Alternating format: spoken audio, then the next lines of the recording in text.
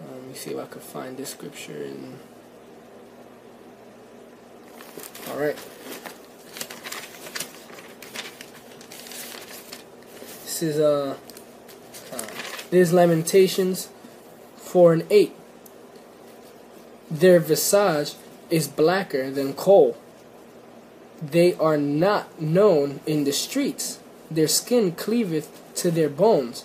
It withereth. It became like a stick. Alright?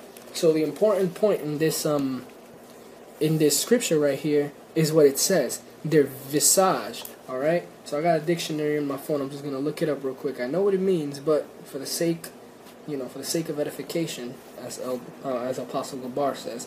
Alright? And I'll also put this up post-production, the word, so you brothers can see it a lot better. Alright? So I'm going to look it up. Visage. Okay. There it goes. It says visage. Alright, and then it says the appearance conveyed by a person's face. Okay, and then the second one says the human face. Alright? So that's what visage means, man. So if someone's face is blacker than coal, man, then that person's black, yo. They're beyond black. They're dark, man. They're dark skinned people.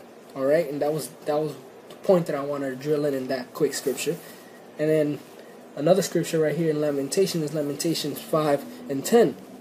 Our skin was black like an oven because of the terrible famine. Alright? So their skin was black like an oven. And it's not because of the terrible famine, alright? Because like it is in this scripture because it says it, but the reason that I said that was because if you go and you read any of these commentaries, like under the Blue Letter Bible, one of the brothers I was with, he did this. He said that famine, like in one of those commentaries, it said that famine made people's skin black, and that's what they were referring to. And it doesn't even make any sense, because famine is the lack of water and lack of food, or either or both. So I just don't see how that would make your skin black. It just, when he was reading those commentaries, I encourage you brothers to go and read some of those commentaries. When you go to scriptures like this, like Lamentations 5:10, or like other scriptures that I'm about to hit, like Job 30:30, it says that their skin was black, like basically a disease, and that's why their skin was black, because they were diseased, in opposed to just because it's that hard for these people to admit that the chosen people of Yahweh Hashem Yahushai are the colored people of this world, the trash of this world, the bottom of the bucket, the Negroes, Latinos, and Native American Indians. Alright? That's why. But yeah, that's the point that I wanted to drill on from that scripture. Something basic. Nothing here that I'm bringing out is going to be too complicated. It's not going to be nothing, this is just basic stuff, because this is all you need to prove something that our people hate, man. When you talk to our people about the Bible being colored, man, they go crazy. They're talking about, why does color matter? Why does color matter? Well, color matters because the Bible mentions color, alright? The Bible mentions color and you still choose to ignore it. Alright? So this is Job 30:30. My skin is black upon me, and my bones are burned with heat. Alright, so that's Job saying that his skin is black upon him. And it's not because of the famine. Alright? It's because he is a dark colored man. Alright, so that was Job saying that. Alright? That was Job saying that. Now, I'm going to get Jeremiah. Because Jeremiah, another prophet, we all know that Job was a prophet. Jeremiah, also a prophet, said something very similar about his skin. Alright? And that's on Jeremiah 8:21. Just give me a quick second here. Alright, this is Jeremiah 8:21. For the hurt of the daughter of my for the hurt of the daughter of my people, I am am I hurt?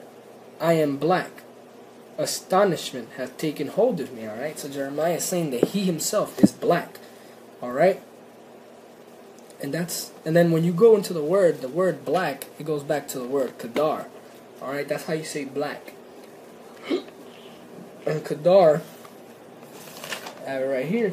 Kedar was one of the sons of Ishmael. Alright? Because the original Ishmaelites were also dark-skinned people. Alright? So we're just going to roll with it, man, because I don't want to dwell too long. You know how Jake is, man. You can't make nothing too long for Jake. You might have to even break this apart into 2 parts. You know, 2 10-minute parts. Okay. Alright, so this is Songs of Solomon 1 and 5. This is Solomon, alright? It says, I am black, but comely, O ye daughters of Jerusalem, as the tents of Kedar, as the curtains of Solomon. Alright? So that just hit the nail right on the head, man. You got Solomon saying that he is black but comely. When someone is comely, it means they're handsome. You know, their appearance is they're not ugly. All right. O daughters of Jerusalem, as the tents of Kedar. And that word Kedar, I just brought it out in the previous scripture, that Kedar is the way that you say black in Hebrew. All right, and then right here it says it, as the tents of Kedar, as the curtains of Solomon. All right, so dark. Solomon saying that he is dark. He's dark. All right. And now the next scripture I'm going to bring out 2 more scriptures before I close. All right. This scripture is very subtle, but its subtlety gives you enough information to know that the Israelites were colored people, and that everyone was a colored person. Alright? Except for Esau, of course. This is Genesis 25 and 22. And the children struggled together within her, and she said, If it be so, why am I thus? And she went to inquire of the Lord. And the Lord said unto her, 2 nations are in thy womb, and 2 manner of people shall be separated from thy bowels.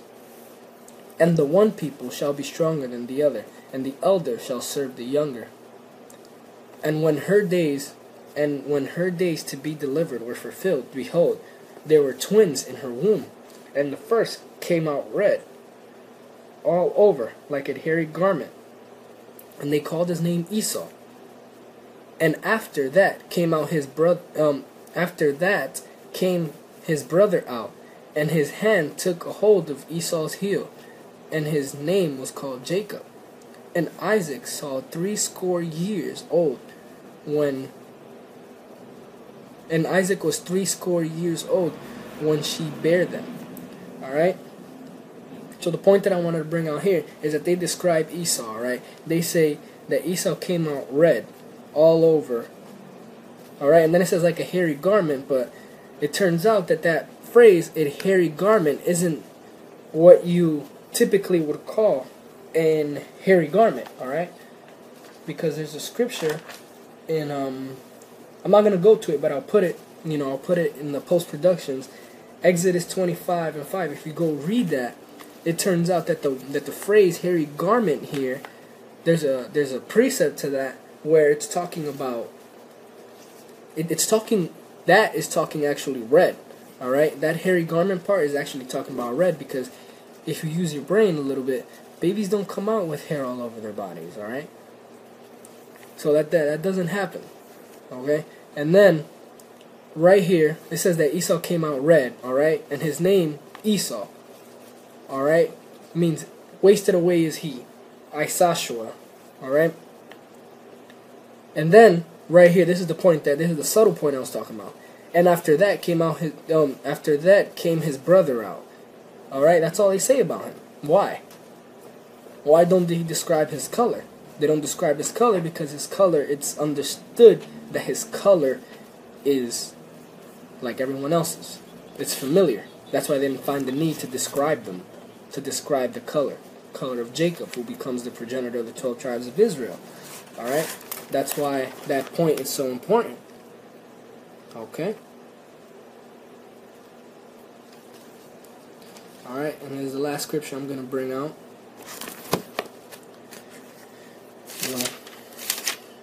Just trying to, drill it home, basically, that, just drill it home that, color is very present in the Bible, and a lot of people in the Bible had color, man. Color is very important. Color's always been important since the beginning, and you read that in Genesis, man. This is Jeremiah 14:2. Judah mourneth, and the gates thereof languish. Alright? So Judah mourneth. That's talking about Judah, the southern kingdom, alright? Mourneth, and the gates thereof languish. Alright? And what are the gates? The gates are the leaders, man, because when you have a city, alright? When you have a city, that's the first thing, that's your first line of defense against the main, the main marketplace, or where all the people are at, is your gates. Alright? So if your gates languish, the word languish, I'm gonna look it up on my phone, just for edification's purposes, but the word languish, I believe, means to be weakened. Alright? Let's look, let's see.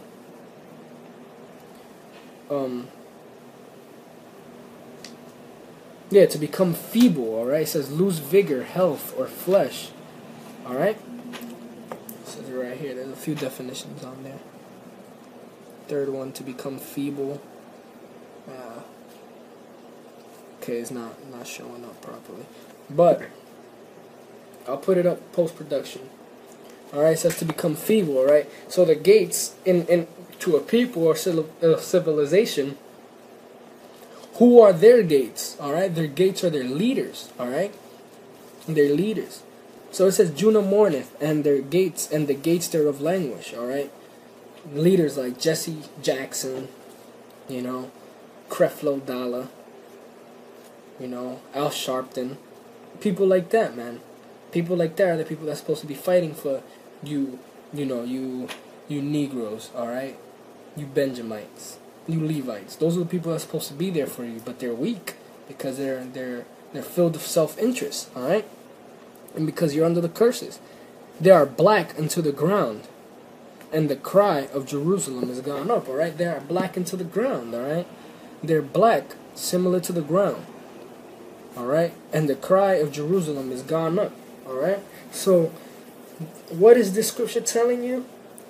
It's telling you that the Israelites, alright, the southern kingdom specifically, but the Israelites in general, are a dark-colored people, man. They're people with color. They're not going to be, these so-called Jews that are in the land of Jerusalem today. Alright? So that was my first, installment of the Color in the Bible series. I hope you brothers were edified. Hope I didn't go too fast. I will be breaking this lesson down into 2 parts. So just hope you brothers take good notes. And these are directly the notes that I got from 2 brothers, from one brother actually, when they were first coming into the camp in 2008. So these notes are these notes are for real. These scriptures that I'm bringing out, these are scriptures that have been, these brothers came in 2008, and then the brothers that gave those scriptures to them, these scriptures come down the line, alright? So I suggest you brothers take good notes, rewatch the video, and really hearken into what I'm saying, because these are scriptures that I didn't even know about. Alright, there's a lot of scriptures here that I didn't even know about. And there's a lot more scriptures that I'm going to bring out in the following installments, alright? So, all through the spirit of Yahweh Shem Yahushua. Alright, so, Shalom, and I hope you brothers were edified, and until next time, Shalom.